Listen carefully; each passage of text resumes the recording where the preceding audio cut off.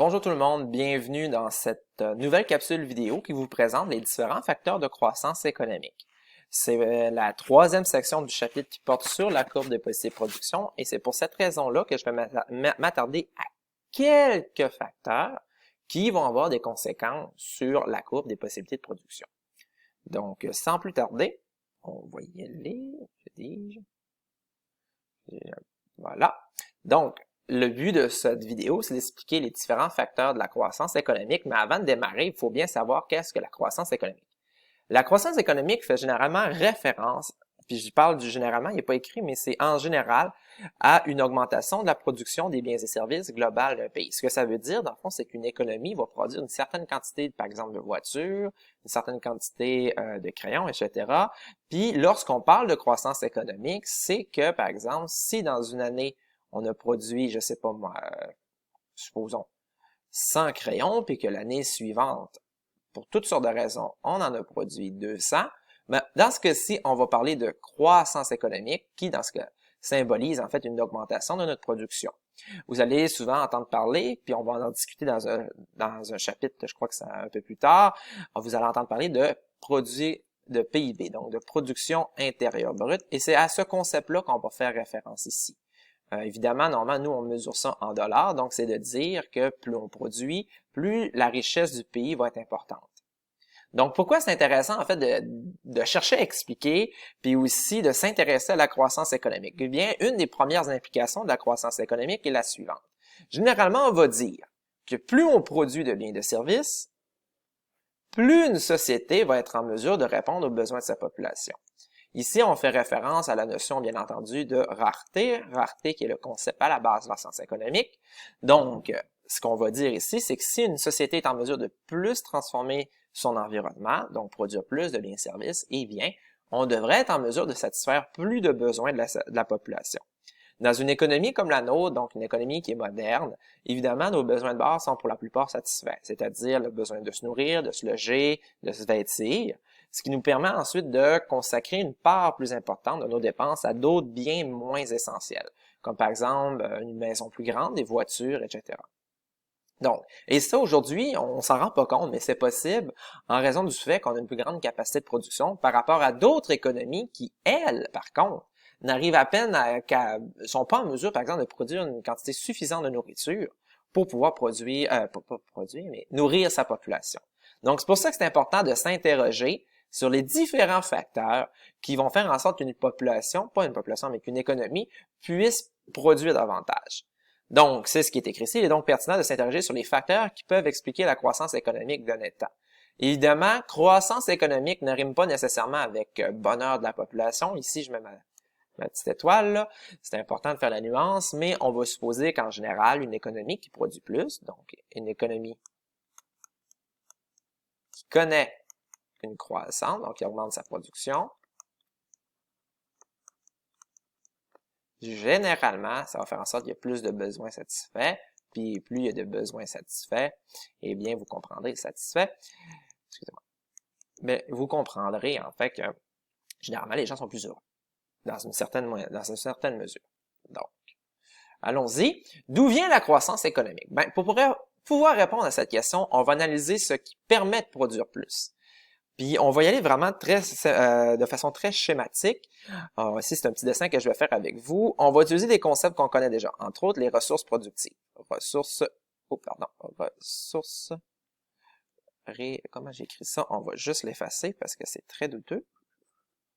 Voilà. Donc, on va faire appel aux ressources. Excusez-moi, aux ressources. Décidément, on ne veut pas écrire.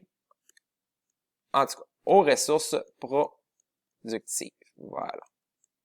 Donc, c'est les ressources, comme je le disais au début du cours d'entrée, d'entrée de jeu, c'est que l'humain, pour pouvoir répondre ou satisfaire ses besoins, va transformer son environnement. Aujourd'hui, ce qu'on va observer, c'est que on va voir un premier facteur de production qui est très, très important, qui est celui qui est responsable de la majeure partie.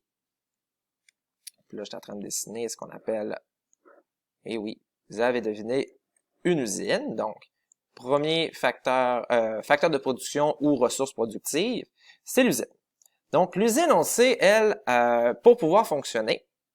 Donc, je vous dis, la finalité, c'est d'augmenter ici la production de biens. C'est ça qu'on veut faire en tant qu'une économie. Donc, production de biens. Ça, c'est la fin. C'est notre but. Comment est-ce qu'on s'y rend? Eh bien, sachez qu'on a une usine. L'usine, elle, a besoin de fonctionner, puis là, je fais la réflexion avec vous. Pour pouvoir fonctionner, avoir besoin de plusieurs choses. D'abord, évidemment, avoir besoin de ressources naturelles. Sources naturelles. Donc, par exemple, si on va se donner un exemple ici, on va supposer, exemple, le secteur du bois. Donc, on veut chercher à comprendre qu'est-ce qui va faire en sorte qu'on va produire plus de bois. Eh bien, on va avoir besoin de ressources naturelles. Les arbres, par exemple. Évidemment, notre usine, ça, c'est notre usine de sciage. Donc, facteur numéro, les ressources productives, on va voir le A, ici. On va voir un numéro B, qui est le capital technique ou l'usine. Évidemment, on pourrait bien prendre du bois, les mettre dans l'usine, et il va pas se passer grand-chose. Donc, ça va nous prendre des ressources qu'on appelle. Là, j'ai encore de la misère avec mon ressources humaines, non, je suis chanceux. Donc, on va avoir des ressources humaines, donc qui va être mon petit C ici. Je vous rappelle qu'il y en a 4. Donc, on prend nos ressources humaines, on les met dans l'usine. Donc, ça, c'est nos petits bonhommes qui travaillent, c'est nos travailleurs. Donc, là, on est en mesure de produire. Donc, on va prendre nos bois, on va les travailler dans l'usine. Les humains vont faire leur travail, ce qui va mener à une certaine production. Donc, là, on comprend qu'est-ce qui permet de produire. Évidemment, ici, ce qui va venir jouer, ce que je n'ai pas indiqué, en D, c'est tout ce qui est la technologie et le savoir-faire. Donc, ce qu'on appelle, entre parenthèses, le capital humain. Donc, capital technologique, le savoir-faire des travailleurs, donc l'accumulation. Parce qu'évidemment, une usine qui n'a pas de technologie, en fait, une usine full technologique, puis une qui est moins technologique, elle n'aura pas la même production à la fin. Donc, ici, production de notre bien, évidemment, ça va être des 2/4 parce qu'on est au lac Saint-Jean et c'est important, notre bois. Donc, maintenant, on va s'interroger sur qu'est-ce qui va faire en sorte qu'on va produire plus. Puis ce petit schéma-là que je vous invite à refaire par vous-même est une façon très imagée de comprendre les différents facteurs qui vont expliquer la croissance économique. D'abord, une façon très logique. Là, je ne sais pas si je peux changer de crayon sans causer de problème. Oui! Parfait. Donc, on va les noter. Là, je vais juste effacer ici. On va se donner de l'espace pour pouvoir écrire nos conclusions. Comme ça. Ici, je vais marquer mon bois. Là, je change de couleur. Donc, analyse. Ou plutôt, on va l'appeler... On va appeler les facteurs. Ou, quand on parle de facteurs, c'est les choses qui vont faire qu'on va augmenter notre production. Et bien évidemment, si le gouvernement fait en sorte que les industries, mettons, je double mes usines. On parle pour parler. Mettons qu'on a le budget, produit forestier résolu, fait plus d'usines. Qu'est-ce que vous croyez que ça va faire?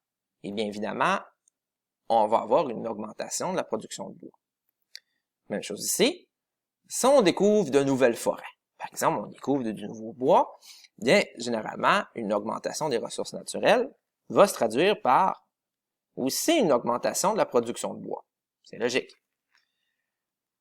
Là, présentement, nous, on vit la situation inverse. Une pénurie de main-d'œuvre fait qu'on n'est plus en mesure de satisfaire, en fait, de combler les postes, donc il y a moins de production.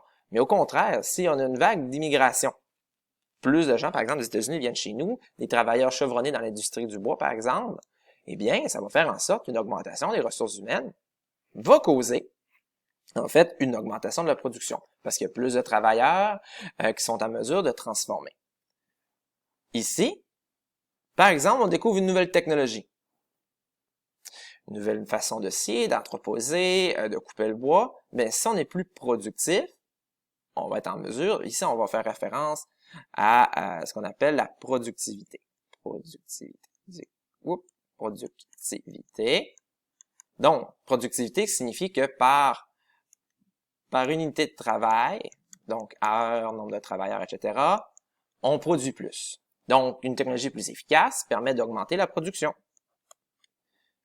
une formation de nos travailleurs. Donc, on les forme, on fait un programme, par exemple, de DEP ou un programme technique de transformation et d'ingénierie du bois. Mais ça fait en sorte que quand nos travailleurs, donc ça va faire, quand nos travailleurs rentrent dans l'usine, donc les nouveaux, on va les appeler petits bonhommes verts, ben, ça fait en sorte que eux sont plus productifs et donc que le bois ou la production de bois augmente.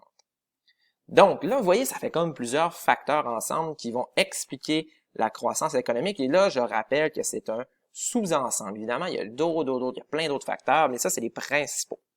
Donc, vous voyez en vert, là, on a fait un petit résumé. Plus de ressources humaines, plus de ressources naturelles, plus d'usines, on pourrait dire une augmentation des facteurs de production que je vous avais identifié ici, va causer une augmentation de la production, du nombre de biens et services produits. Aussi, une augmentation de la productivité. Donc, productivité. Si je fais la productivité, excusez, voilà. Excusez, donc si on est plus productif, on va produire davantage. Et aussi, une augmentation de la technologie. Donc, technologie, c'est ce qu'on a découvert ici. Et ça, de toute façon, je vous l'ai résumé ici. Même, on a divisé en deux. En résumé, la croissance économique va provenir de deux sources. Va venir d'une augmentation des ressources disponibles, donc plus de bois, plus de travailleurs, plus d'usines. Une innovation technologique, donc si la technologie augmente, ça va symboliser qu'on est plus productif. Donc, pour la même quantité de ressources, on va produire davantage. Et l'amélioration du capital humain, ce que je vais marquer c'est 0, ça va faire en sorte qu'on est plus productif.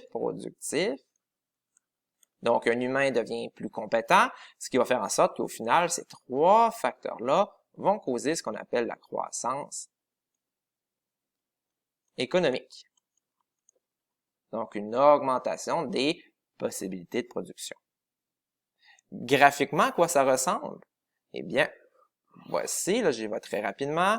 On se rappelle que c'est bien 2 ici. Bien 1, ça fait des secteurs aussi. On va se dessiner CPP1.